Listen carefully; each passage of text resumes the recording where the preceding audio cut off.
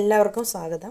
ഇന്നത്തെ വീഡിയോ കുട്ടികൾക്കും മുതിർന്നവർക്കും എല്ലാം നല്ല ഇഷ്ടമാവണ ഒരു ഫ്രൂട്ട് കസ്റ്റാർഡിൻ്റെ റെസിപ്പിയാണ് കേട്ടോ. എളുപ്പത്തിൽ വീട്ടിൽ തന്നെ തയ്യാറാക്കാം. നല്ല ടേസ്റ്റാണ്. നല്ല ഫ്രഷ് ആയിട്ട് ഉണ്ടാക്കുമ്പോൾ അതിൻ്റെതായ ഒരു ഗുണവും കിട്ടില്ലേ. അതിനായി നമുക്ക് മധുരമുള്ള ഫ്രൂട്ട്സ് എല്ലാം എടുത്ത് വെക്കണം കേട്ടോ. എനിക്കിപ്പോൾ ഇവിടെ എല്ലാ പഴങ്ങളും കിട്ടിയിട്ടില്ല. പഴുത്ത നേന്ത്രപ്പഴവും പോംഗ്രനറ്റും ആപ്പിളും സീഡ്ലെസ് വൈറ്റ് മുന്തിരിയാണ് കേട്ടോ. ബ്ലാക്കും എടുക്കാം, പുളിയുള്ളത് പാടില്ല. കുറച്ച് നട്ട്സും കൂടി എടുത്ത് വെച്ചിട്ടുണ്ട്. ഇനി നമുക്ക് പാൽ തിളപ്പിച്ചെടുക്കണം കേട്ടോ.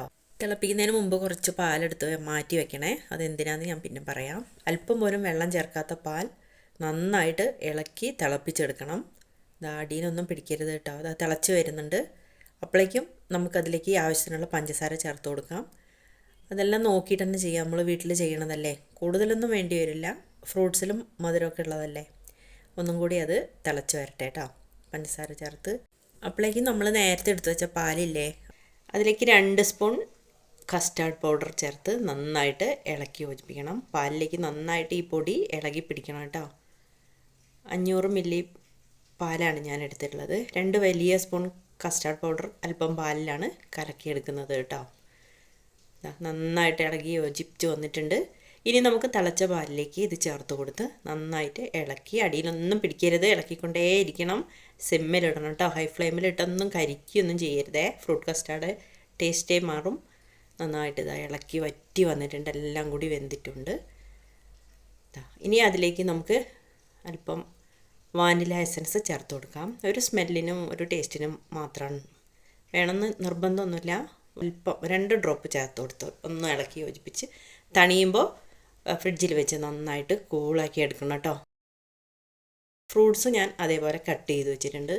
വേണമെങ്കിൽ നമുക്കിത് നേരത്തെ കട്ട് ചെയ്ത് ഫ്രിഡ്ജിൽ വെച്ച് തണുപ്പിച്ചെടുക്കാം. ഇവിടെ നല്ലൊരു തണുപ്പുള്ള സമയമായതുകൊണ്ട് ഞാനത് ചെയ്തിട്ടില്ല. ഫ്രൂട്ട്സ് എൻ്റെ കയ്യിലുള്ളത് മാത്രം. മധുരമുള്ള എല്ലാ ഫ്രൂട്ട്സും നമുക്ക് എടുക്കാമെന്ന് ഞാൻ നേരത്തെ പറഞ്ഞു. ഫ്രിഡ്ജിൽ വെച്ച് തണിഞ്ഞ കസ്റ്റാർഡ് എടുത്തു. കുറച്ച് ഫ്രീസറിൽ വെച്ചിട്ട് കുറച്ച് സമയം ഞാൻ വേറെ ജോലികൾക്ക് പോയപ്പോഴേ അത് വല്ലാതെ കട്ടയായി. സാരമില്ല, ഫ്രൂട്ട്സൊക്കെ ഇട്ടിട്ട് നമുക്കത് ലൂസാക്കി എടുക്കാം കേട്ടോ. എല്ലാം കട്ട് ചെയ്ത് വെച്ച ഫ്രൂട്ട്സ് എല്ലാം അതിലേക്ക് ഇട്ട് കൊടുത്ത് നന്നായിട്ടൊന്ന് ഇളക്കി യോജിപ്പിക്കാം. കൂട്ടുകാരെ, എല്ലാവരും ഒന്ന് വീഡിയോ ലൈക്ക് ചെയ്യണേ. ലൈക്ക് ചെയ്ത് കാണാൻ മറക്കല്ലേ. സപ്പോർട്ട് ഉണ്ടെങ്കിലേ എനിക്ക് മുമ്പോട്ട് പോകാൻ പറ്റുള്ളൂ. ഇനി അതിലേക്ക് 1 സ്പൂൺ വേണമെങ്കിൽ ഐസ്ക്രീമും കൂടി ചേർക്കാം, ഒരു ടേസ്റ്റിന്. അത്രയേ ഉള്ളൂ. ഒന്നും നിർബന്ധം എന്നുള്ള കാര്യമല്ല കേട്ടോ. ഒന്ന് ഇളക്കി യോജിപ്പിച്ചാൽ ഫ്രൂട്ട് കസ്റ്റാർഡ് റെഡി ആയിട്ടുണ്ട്. നമ്മൾ എടുത്ത് വെച്ച നട്ട്സും കൂടി ഇതിലേക്ക് ഇട്ട് കൊടുക്കാം. നല്ല ടേസ്റ്റി ആയിട്ടുള്ള ഫ്രൂട്ട് സാലഡാണ് കേട്ടോ. എല്ലാവരും ഉണ്ടാക്കി നോക്കൂ. അഭിപ്രായം കമൻറ്റ് ചെയ്യണേ.